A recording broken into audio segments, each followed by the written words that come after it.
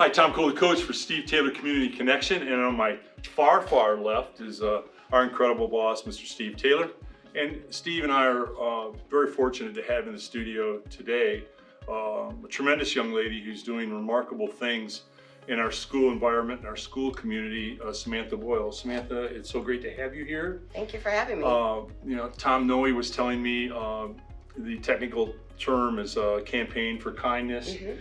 You know, I read about it, and I read it to I've had kids go through school. I've taught for 30 years in high school and college. So I totally got what you're talking about. And I think what you're doing is kind of revolutionary, and I don't want to butcher it, but I'll just do a thumbnail sketch. In some of the schools, you're going in and creating a kindness room. Yes. Where kids can go, where they can feel safe, mm-hmm. where they can't be bullied, where they can do activities that are fun, mm-hmm. Maybe even artistically oriented or whatever they want to do. But the bottom line is it's a safe environment. And the really sad part to me is, heart-rendering part is in schools that we need a kindness mm-hmm. room. You know, I thought, I've taught forever, so I know the deal. Kids get picked on. Oh, and I don't think that, I don't mean to put parents down at all, but I don't think that parents sometimes are doing a good job about teaching their kids you respect everybody, you don't pick on people, you don't take advantage of people. I think it's a primary item that you must teach your kids. And I think sometimes it's just, well, they're just being kids.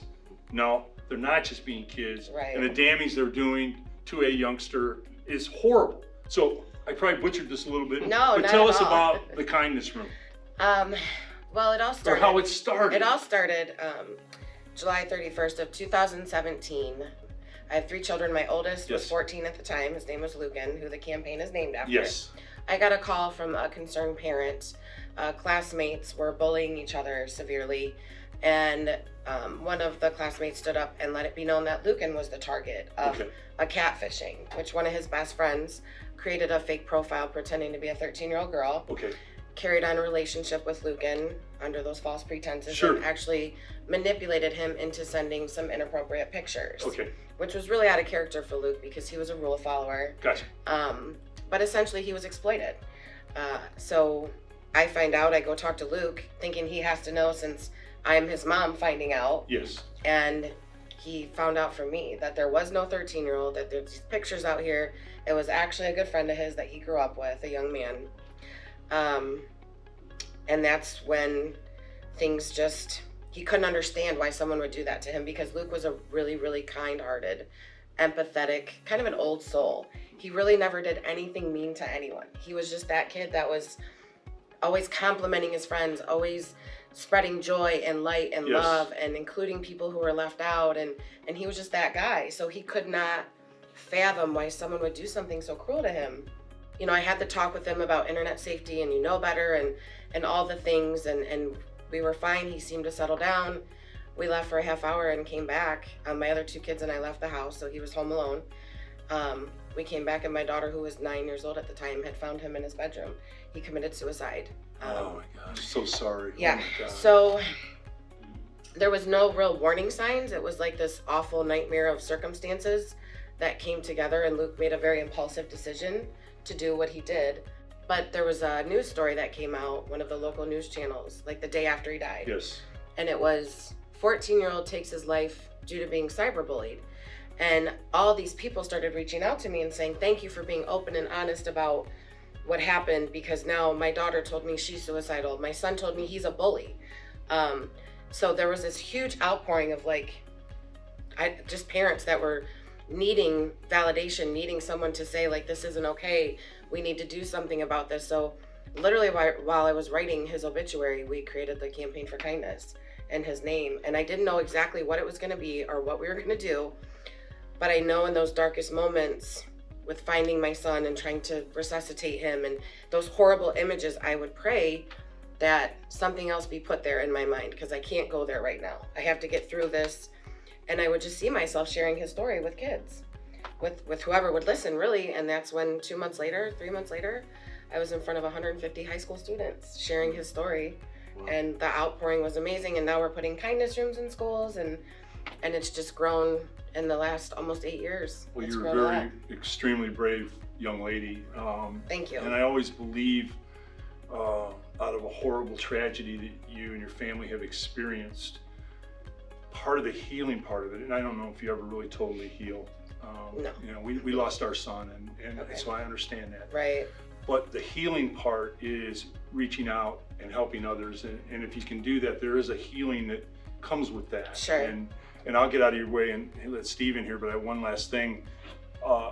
I don't think today in the schools, and we love teachers. We talk about teachers constantly. They're the best people in the world. Coaches, they're the best people in the world, and they do a magnificent job. But I do recognize today that I think maybe because it's all the stress on teachers and they're overwhelmed sometimes. And when I was teaching, I was taught with a group of gentlemen at St. John's that they were so good at this. They had radar for it. When they saw, and as a teacher, you can see it. I'm telling you, you can see it in one class period. Mm-hmm. You can pick it out and you can see it, and they'd see the bullying start, Mm-hmm. and boy, they stopped it, and it stopped. And I think we need to educate more teachers or put more pressure on them to identify the bullying. I don't think they do it today because they don't want to get involved. They litigation. They worry about this, that, and whatever. Mm-hmm. I think that's a big part of the issue, and something that we are looking forward to tackling is, unfortunately, our teachers are ill prepared. They are ill equipped to. They can recognize it, but then what are the proper steps to take to alleviate it, to get rid of the problem? Because bullying is worse than ever with social media and the access these kids have to each other. Really is. They are ruthless. They're keyboard warriors because there's not so much face-to-face anymore like back when we grew up. It's brutal. It's all behind a screen. Yeah. So it's way more brutal. It's way more toxic. And the schools are just ill-equipped to handle it. There's really, if you look at the laws, the state of Ohio, the Ohio Revised Code, they're very vague in what they say as far as what the schools can do or cannot do. It defines bullying and what it is, and it says the schools have to do that. But as far as like real steps to prevent the problem and preventative measures, it's all punitive. But you know what you do, Sam? The administrator says, the boss says, come in the room, sit down.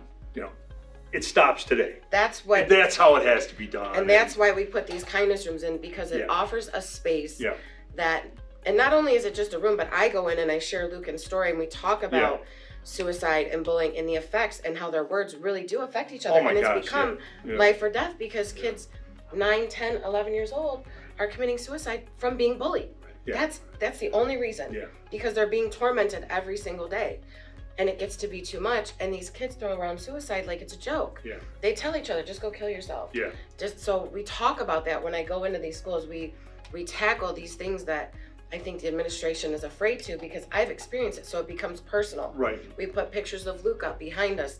They get to know who he was as a person because I tell them. So it becomes a little more personal. Got it.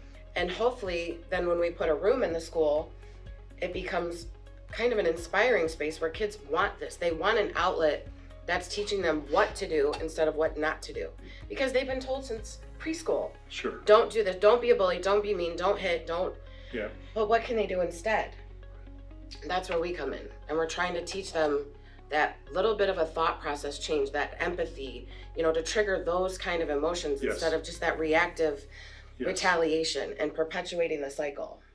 Well, we applaud you for what you're doing and sharing your Thank story. You're obviously not only changing lives, but you're saving lives, I'm sure, with the work that you're doing in the community. How can the viewers help? How can they get involved and help spread the word and try to get on this campaign to try to help your message get out there to more people? Really just, following us on social media, sharing. We have our website. You can donate through the website. You can volunteer. You can help set up kindness rooms. We have events throughout the year where we always need help. But really just spreading the message through social media and getting the word out that we're here. I'm available to speak at schools. But they can sponsor a kindness room if they wanted to, monetarily. There's lots of ways. Mostly if you go to our website, you can find out how you can recognize people who are doing intentional acts of kindness in their community through our website. So we're just trying to celebrate kindness and promote kindness any way we can, any outlet. But we have our big event downtown July 31st this year at Hensville Park. It's our kindness rally. It's actually the 8th anniversary of Luke's passing. So that's an exciting event. There's a Mud Hens game to follow. We usually get the bounce houses. Max Boyle, who was on The Voice, my cousin, he comes in from Nashville and performs. So there's live music, free food, and then just all kinds of fun. So it's a great event. So we always need help with that.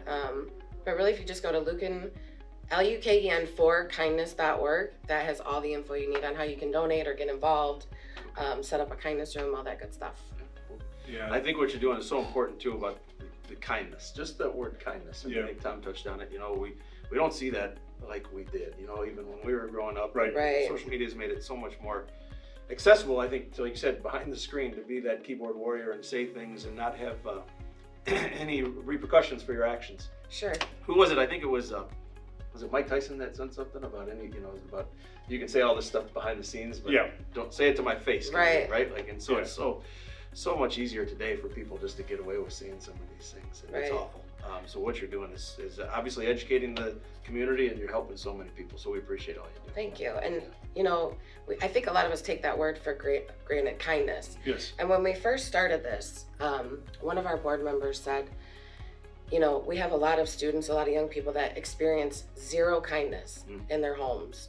And so we want them, when they come to school or to a community center or wherever it might be, we want them to have an experience of kindness. We want them to understand what it is and really learn how to pass it on. So that's why we really started putting these kindness rooms in, to give all kids an experience of true intentional kindness and what that means, and the selflessness that comes with that. And we also said from the beginning, my big thing is I could save one kid, just one kid from what Right. happened to my son, then this is all worth it. And I think, hopefully we're doing that, but that's our mantra: spread kindness, save lives, period. Yeah. That's what we're trying to do. So As Steve said, Samantha, Sam, you're going to save more than one child. It's a complicated problem, but it can't be tolerated in schools. I think sometimes we just get I'm afraid if so-and-so gets a lawyer, we run the school, we run it. right. That's not tolerated at any level. And I think once you establish those axioms, but I think the adults today, kids role model off of adults. I just saw a thing and was shocked. I didn't be shocked by anything on the internet, but Pat McAfee, who makes, $20 million a year and, a sports thing, and it's a funny thing. He does all this outrageous stuff and people think he's cute and funny, and well, that may be, but he repeated a rumor that was on